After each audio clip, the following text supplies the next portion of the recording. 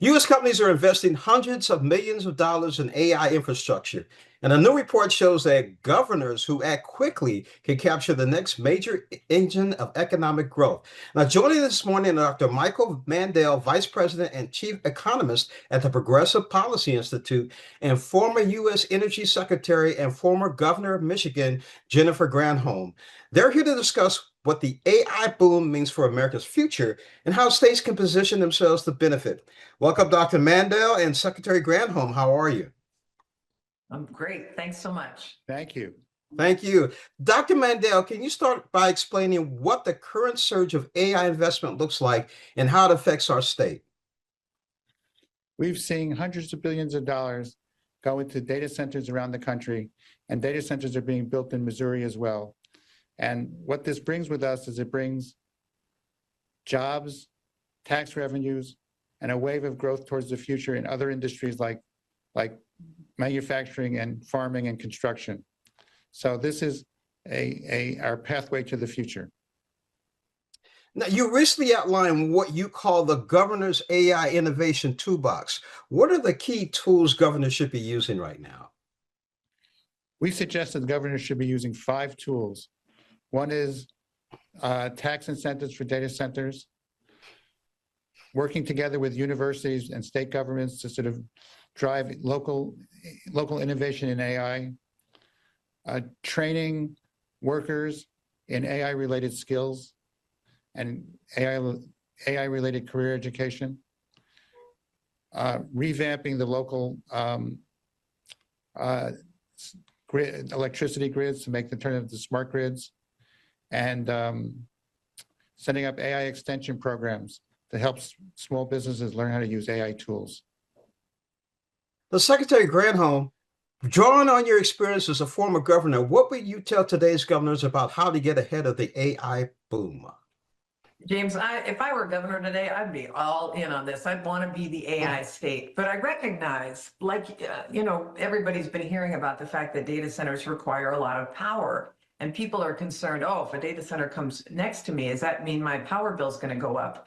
And here's what needs to happen is that states that do all of the things in Dr. Mandel's toolbox and make sure that these new data centers that come in bring their own additional power, meaning that they contract for, they build additional power to be able to feed into the grid so they're not taking the existing grids, the customers on the existing grids power, number one. Number two, that they pay for the upgrades necessary to connect the data center to the grid. And number three, that in those really rare moments when the grid is really stressed and at capacity, that the data center agrees to dial back its power use. If they do all 3 of those, then studies have shown that actually, instead of increasing rates, it can lower rates. For every big data center that comes on board, you can reduce rates from 1% to 2%. That's a win-win. If you can reduce rates and get all the economic development benefits, why wouldn't you embrace it as a governor? What can these kinds of AI investments mean for local economies and the people who live and work in these communities? Well, they mean data center jobs, they mean data center tax revenues. And then for community, for people sort of working in industries that are affected by AI, it means that these industries are going to be invigorated by AI. Industries like manufacturing and agriculture will sort of have rising productivity, rising affordability, and more high-wage jobs, which are based on the use of AI. It's a wave of the future. Dr. Mandel, how can everyday residents encourage their state leaders to engage with AI and prepare for this shift?